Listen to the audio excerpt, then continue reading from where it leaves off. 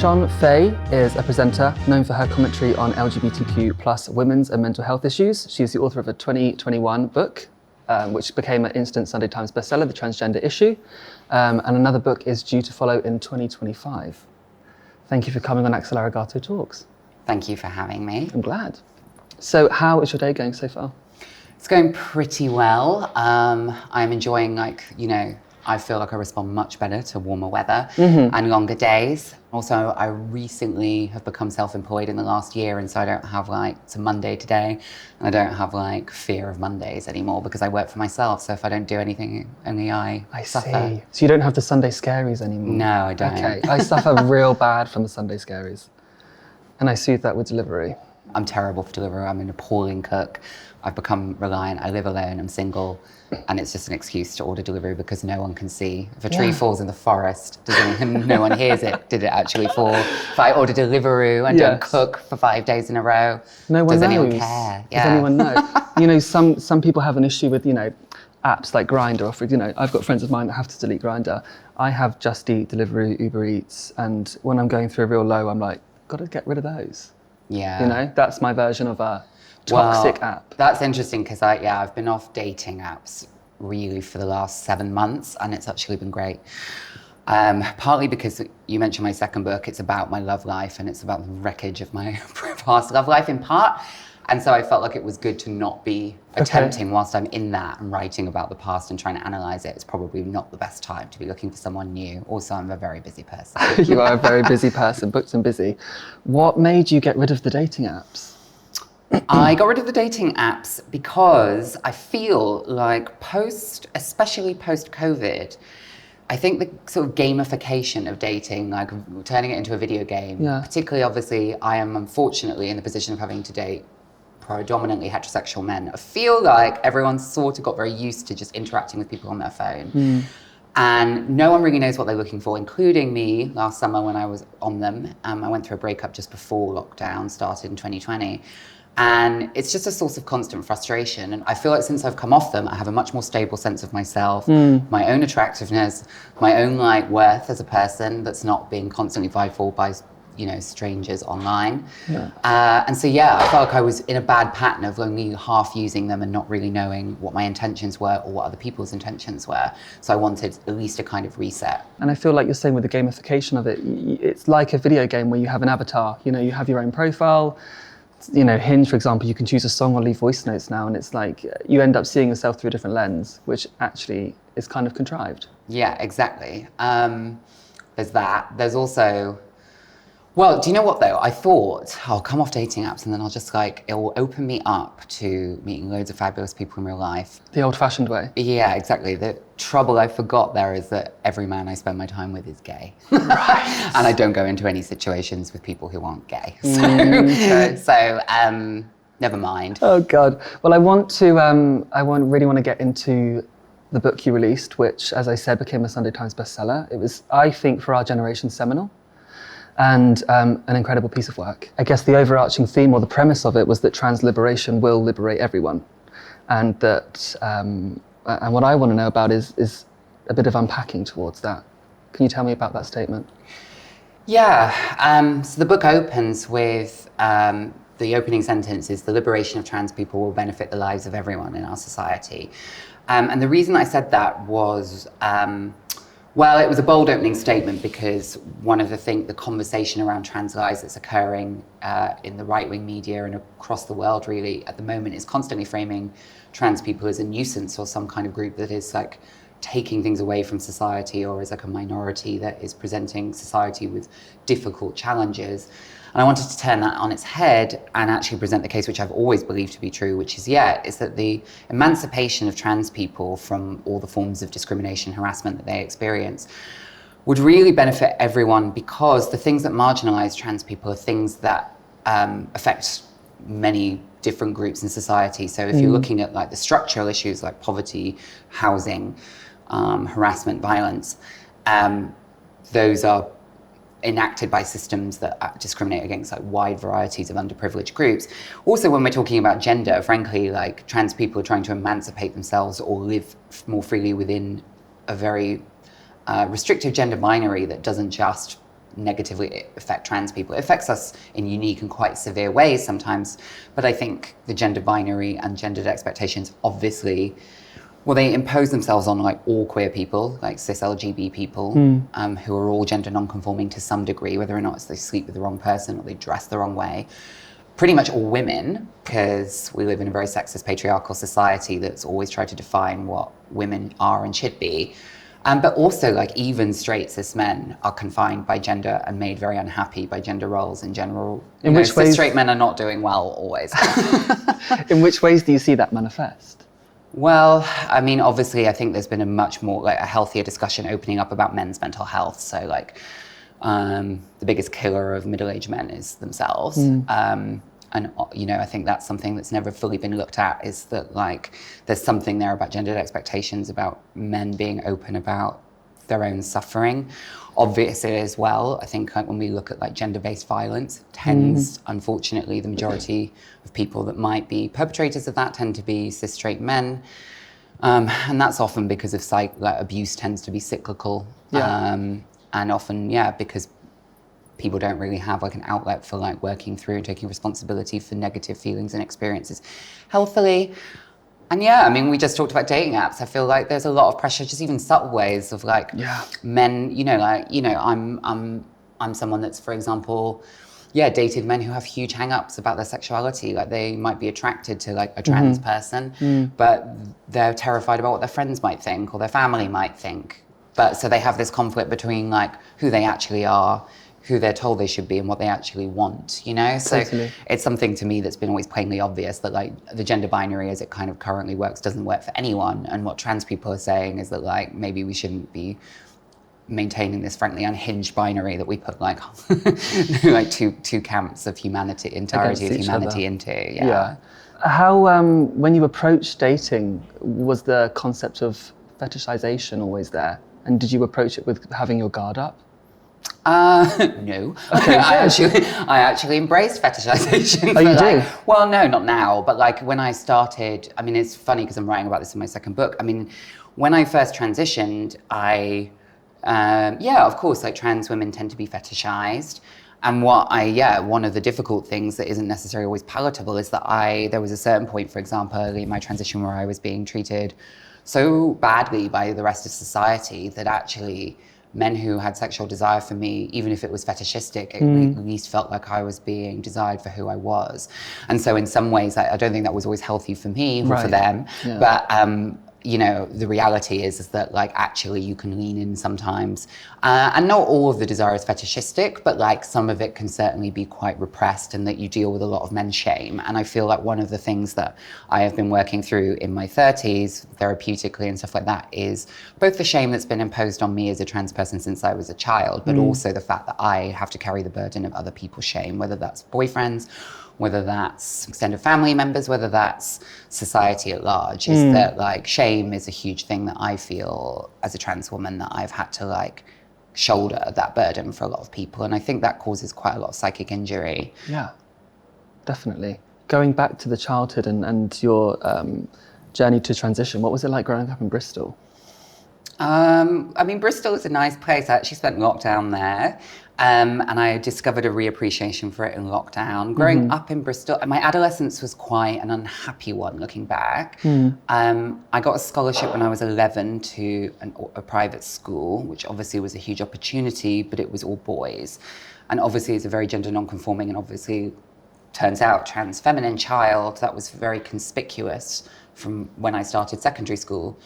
And I was ostracized and bullied homophobically quite a lot. And really didn't feel like I fit in at all. And that made me quite a reserved, bookish, kind of shy adolescent. So growing up in Bristol, I guess like I was quite ruthlessly academic, like invested my entire identity in academic performance, basically tried to keep my head down as much as possible and invisibilize myself. Meanwhile, like leading quite an imaginative life in fantasy. And I think that was a coping mechanism, like a dissociation from, the fear and terror around realizing that you're different and no one around you is seeing the way that you're different. And did you feel like you had to wear a mask? Yeah, of course, And that's something I've had to, review as I've gotten older is that by the time I got to university and I left Bristol, I was like a huge people pleaser where I was like so keen to be whatever people wanted. And I think a lot of queer people have that, trying to fit in, is that like, yeah, I would wear a mask, anything. I would basically be whoever you wanted me to be, and that at Very my malleable. own expense. Yeah, exactly. That got me into trouble a little bit later on. But I think it's quite a universal experience as well. I mean, I had a girlfriend for like when I was 14 to 18. And, you know, then, as I'm sure you can agree, sometimes you go home and you think, I don't even know who I am anymore because I've just been performing all day. Yeah. And trying to get my English coursework in. You know? Yeah, and unfortunately that lasted a lot longer than just my adolescence. That lasted, until probably my 20s. Obviously because, just in terms of personal relationships and who am I and what my values are and who are the people that like I actually find it fulfilling to be around. But also, of course, gender dysphoria and the lack of visibility around trans people in the way that exists now.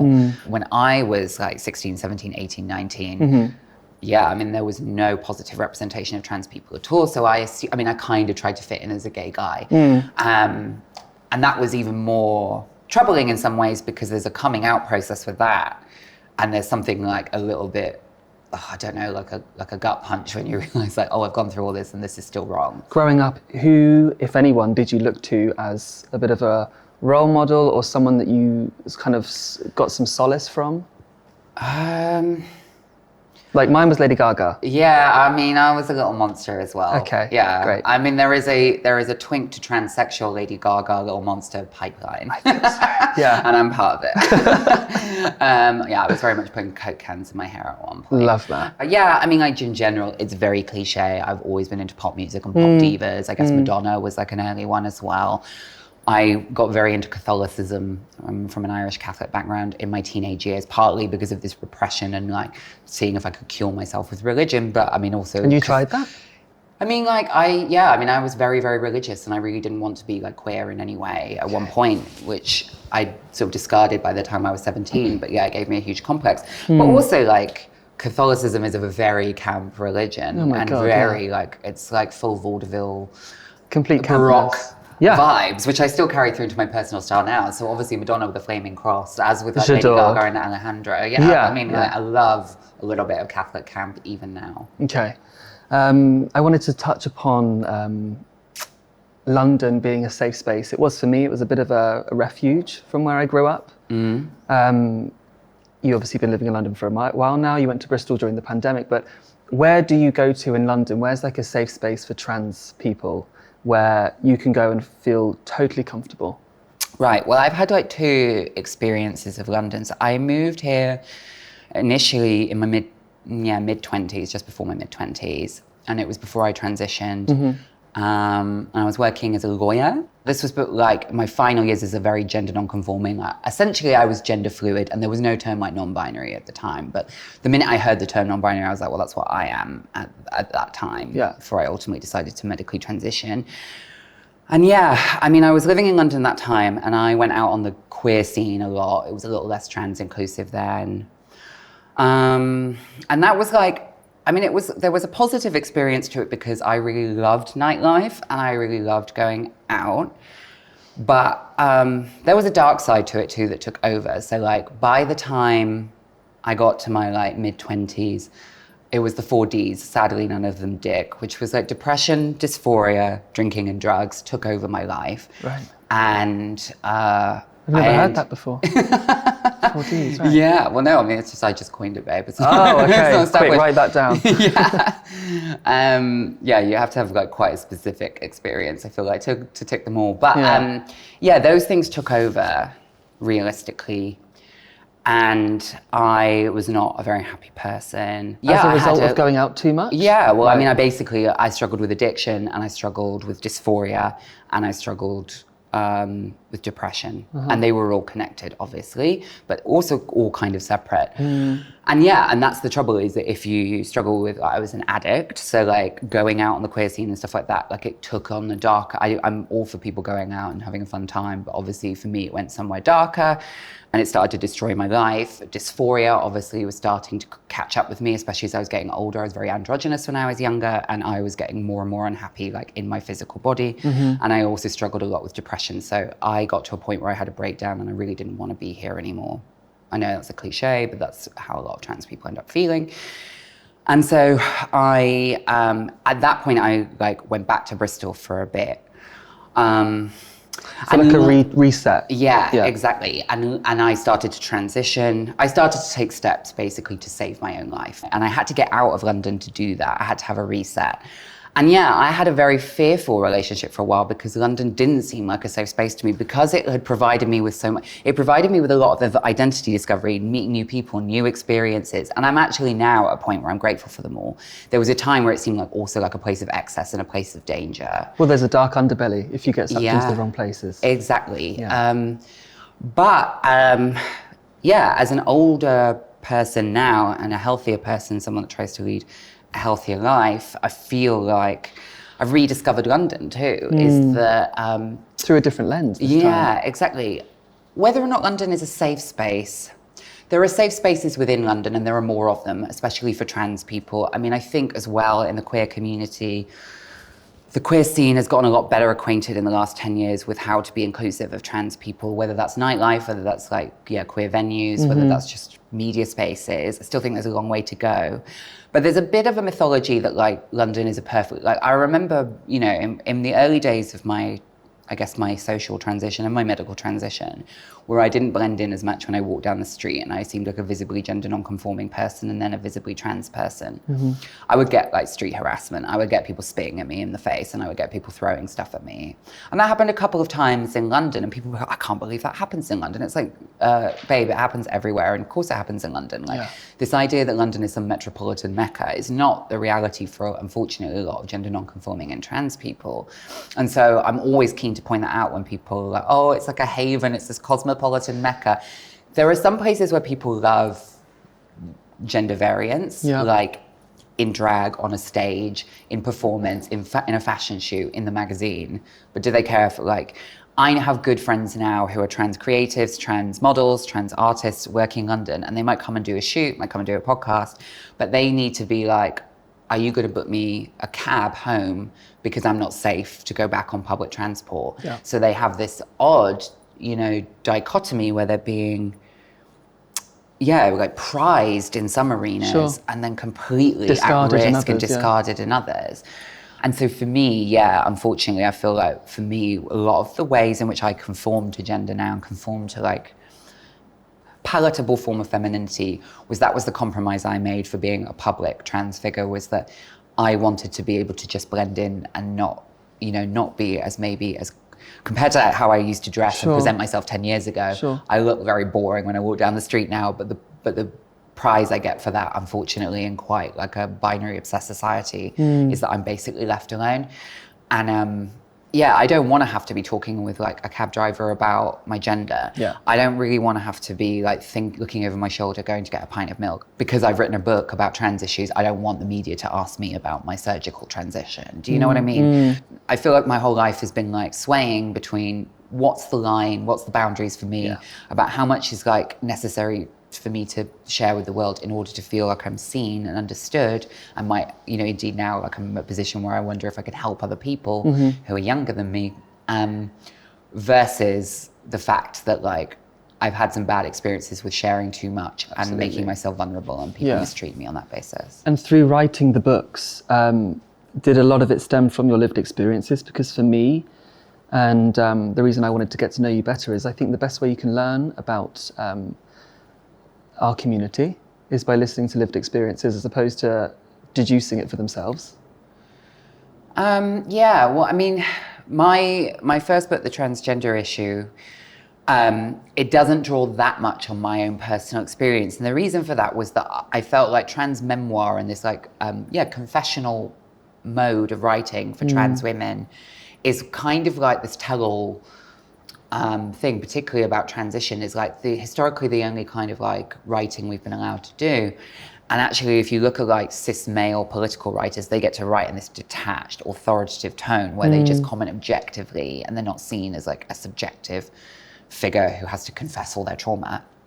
And I wanted to kind of adopt that register writing about trans issues, which is like, yeah, I'm a trans person writing about trans issues. But that doesn't mean that I have to be confessional about myself. Yeah. Equally, though, the book does contain a lot of personal narratives that aren't mine.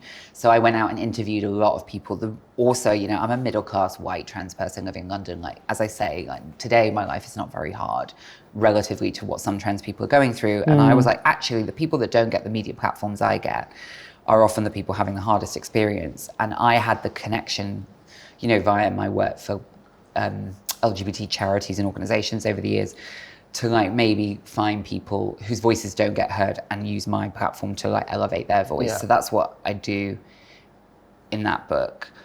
And then my next book is, as I say, it's about this feeling of feeling unlovable because of internalized shame and the sort of trans misogyny directed at trans women that makes us feel like we're unlovable as partners.